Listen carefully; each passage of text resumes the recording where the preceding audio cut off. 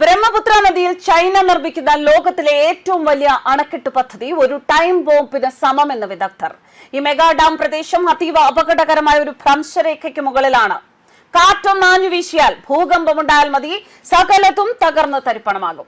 ഭ്രംശരേഖയുടെ സജീവമായ ചലനങ്ങൾ കാരണം ഈ പ്രദേശത്തെ പാറകളുടെ ഉറപ്പ് കുറയുകയും അവ എളുപ്പത്തിൽ തകർന്ന അവസ്ഥയിലുമാണ്. ചൈനീസ് ജേർണലായ സെഡിമെന്ററി ജിയോളജിയിൽ പ്രസിദ്ധീകരിച്ച പഠനം ഇപ്പോൾ ഇന്ത്യയുടെയും ബംഗ്ലാദേശിന്റെയും ആശങ്കകൾ കൂട്ടുകയാണ്. കൂടാതെ അണക്കെട്ടിനായി വെള്ളം സംഭരിക്കുന്നതോടെ രണ്ട് വശങ്ങളിലുമുള്ള ദുർബലമായ മലനിരകൾ ഇടിഞ്ഞു വീഴാൻ വലിയ സാധ്യത. ഹിമാലയൻ മേഖലയിൽ ഇന്ത്യൻ പ്ലേറ്റും യൂറേഷ്യൻ പ്ലേറ്റും തമ്മിൽ നിരന്തരം കൂട്ടിമുട്ടുന്ന ഭാഗത്താണ് ഇത് സ്ഥിതി ചെയ്യുന്നത്.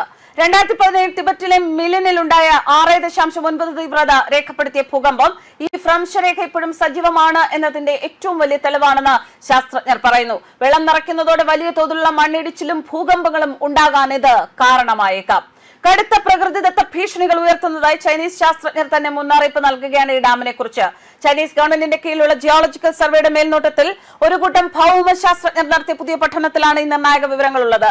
ടിബറ്റിലെ മേഡോ കൌണ്ടിയിലുള്ള മെഗാ ഡാം പ്രദേശം അതീവ അപകടകരമായ ഒരു ഭ്രംശരേഖയ്ക്ക് മുകളിലാണ് സ്ഥിതി ചെയ്യുന്നത്.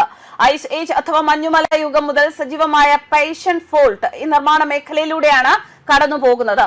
ഇത് അണക്കെട്ടിന്റെ ഘടനയ്ക്കും സുരക്ഷയ്ക്കും വലിയ വെല്ലുവിളിയാണ് ഉയർത്തുന്നത്.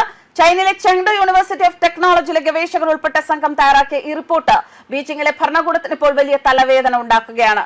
ഏകദേശം $167 ബില്യൺ ചെലവിൽ ചൈന കഴിഞ്ഞ വർഷം നിർമ്മാണം ആരംഭിച്ച ഈ അണക്കെട്ട് നിലവിലുള്ള 3 ഗോർജസ് ഡാമിനേക്കാൾ 3 ഇരട്ടി ശേഷിയുള്ളതാണ്.